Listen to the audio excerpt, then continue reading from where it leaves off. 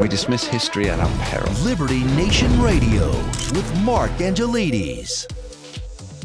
Welcome back to Liberty Nation Radio. I'm your host, Mark Angelides. We're joined once again by Liberty Nation senior political analyst, Tim Donner.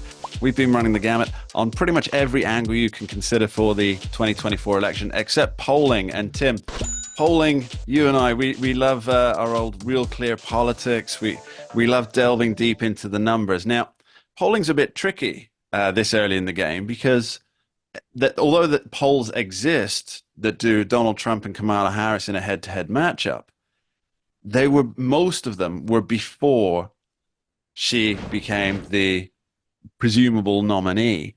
Although there have been a few since Joe Biden stepped down from running. And I think they're quite interesting. What's your take on it?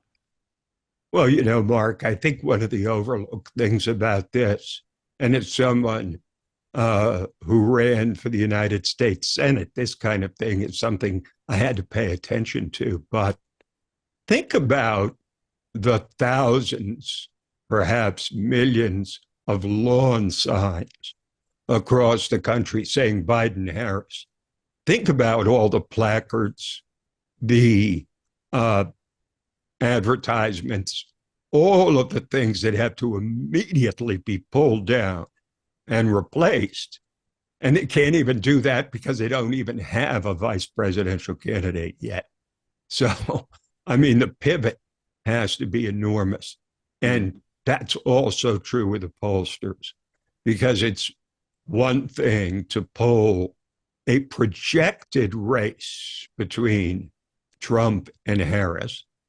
It's another thing to take the polling after the huge bump that Trump got from the convention or that Harris got from her elevation to the presidential ticket and the glamorization of her by the media together with Hollywood.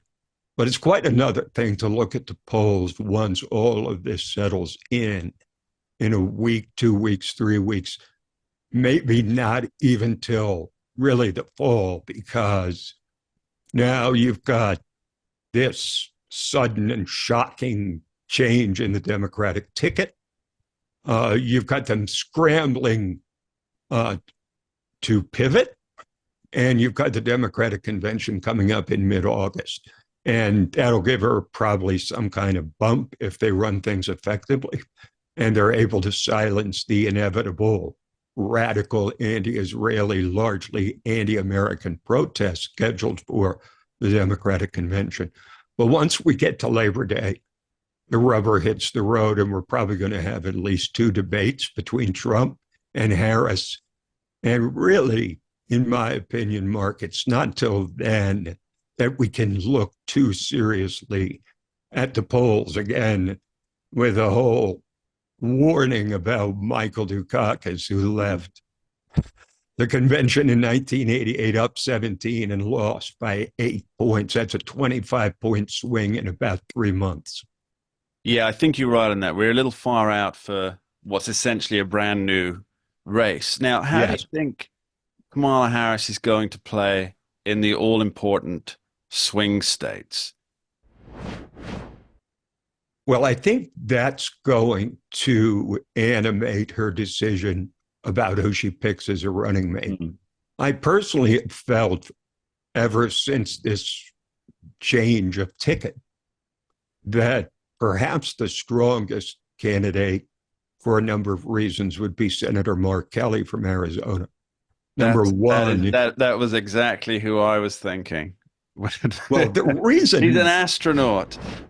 he's an astronaut, but he's also the husband of Gabby Giffords, who famously was, like Trump, the victim of an assassination attempt. And to some degree, that actually takes away a lot of that bravado from Trump about him, being saved by God and all of this stuff.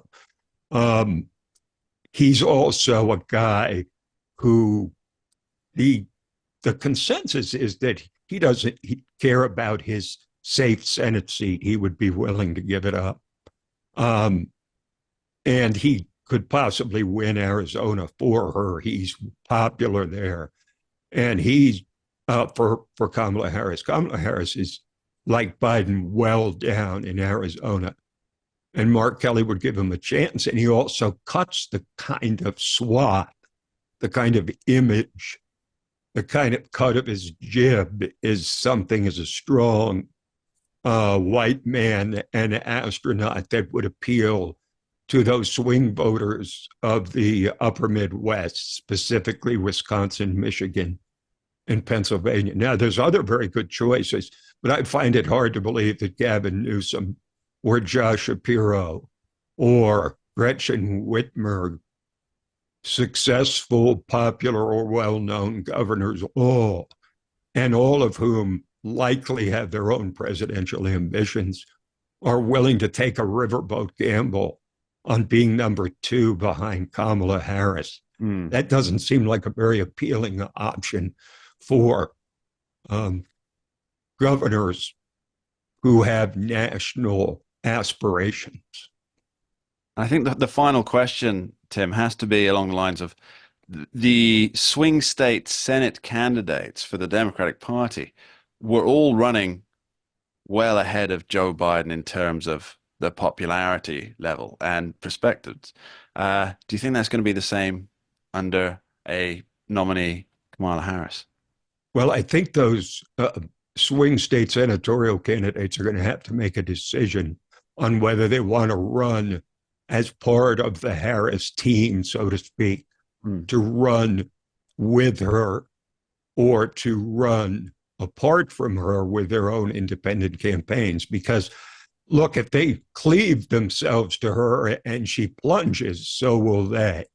If they separate themselves from her, it creates questions about why aren't you in solidarity with Vice President Harris. So it's a tough one to call. But again, I don't think that any of these Senate candidates are going to make any sudden moves.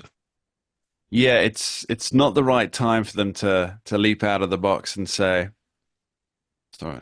I wouldn't if I was running for office. I would not take any kind of a strong position on the Harris candidacy if I was a Democrat until I see more and until she tries to navigate all those questions that we discussed earlier in the show, and there's so many of them. There's a lot of questions to answer and few answers forthcoming. Tim Donner, thanks ever so much for joining us today. Always a pleasure, Mark. And that's almost all we have time for on this week's edition of Liberty Nation Radio, heard coast to coast on the Radio America Network from our flagship station in the nation's capital, WWRC in Washington, D.C. I've been your host, and our guest today has been longtime host of this here show and Liberty Nation senior political analyst, Mr. Tim Donner. I want to thank him for being here, and of course I want to extend my thanks to you, the listeners out there, and the viewers, for taking the time to tune in and join us in our conversations. I'd like to leave you with just one thought here.